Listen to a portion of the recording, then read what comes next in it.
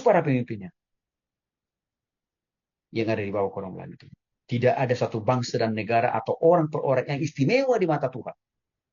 Untuk tidak dia hakimi, untuk tidak dia hukum. Kalau tidak bertobat, maka istimewalah orang itu.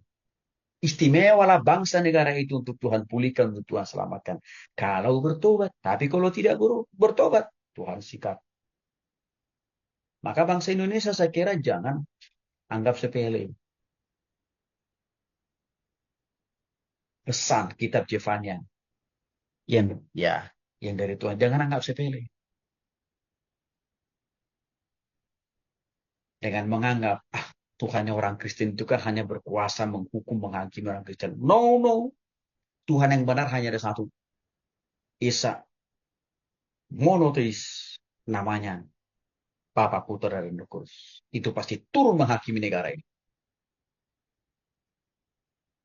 Maka jangan ngeraskan hatimu untuk tetap menyembah Tuhan yang lain selain daripada Tuhan yang Esa di dalam nama Bapa, Putra, dan Roh Kudus. Maka jangan keraskan hatimu menuhankan nabi yang bukan dari Tuhan. Jangan keraskan hatimu dengan agamamu yang bukan dari Tuhan itu. Karena engkau tidak luput dari sanksi dan hukuman Tuhan.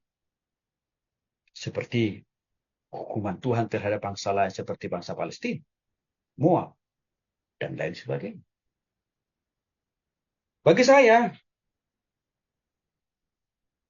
pelucutan penghukuman yang dilakukan oleh Amerika kolaborasi dengan Israel terhadap Iran itu tidak lepas daripada campur tangan Tuhan. Artinya, ada tangan Tuhan yang sedang bekerja, menghukum, menghakimi bangsa Iran.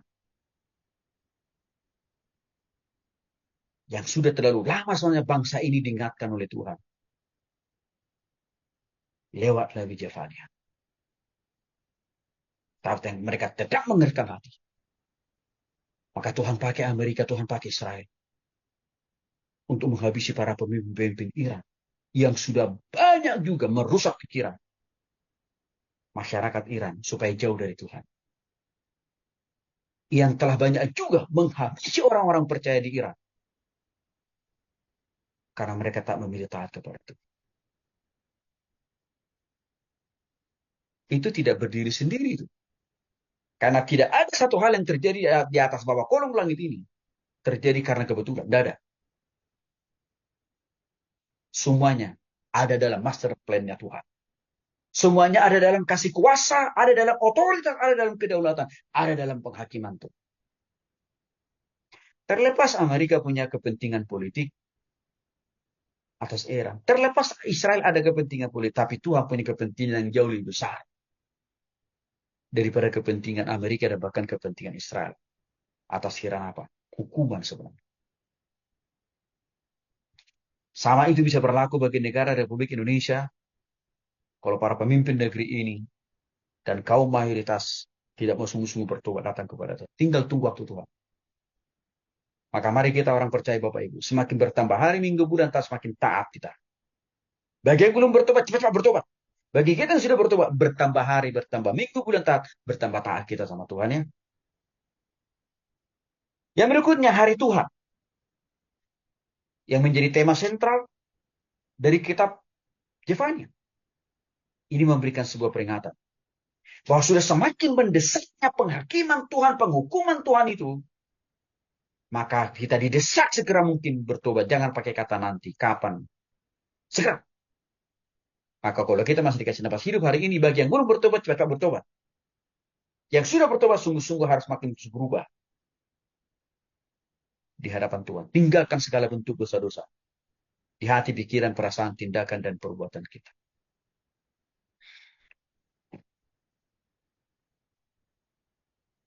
Kita diberikan janji. Kalau kita sungguh-sungguh bertobat. Kalau kita sungguh-sungguh berubah. Tidak ada yang sulit bagi Tuhan untuk kembali memberkati kita. Memulihkan kita. Bahkan memberikan masa depan yang lebih baik. Bukan hanya bicara masalah berkat di dunia ini. Tapi berkat yang kekal total. yang tiada duanya, tidak ada taranya di dunia ini, yaitu berkat kehidupan di surga. Itu diberikan oleh Tuhan, dijanjikan oleh Tuhan bagi kita yang sungguh-sungguh. Apa aplikasi praktis-taktis daripada kitab Zefania?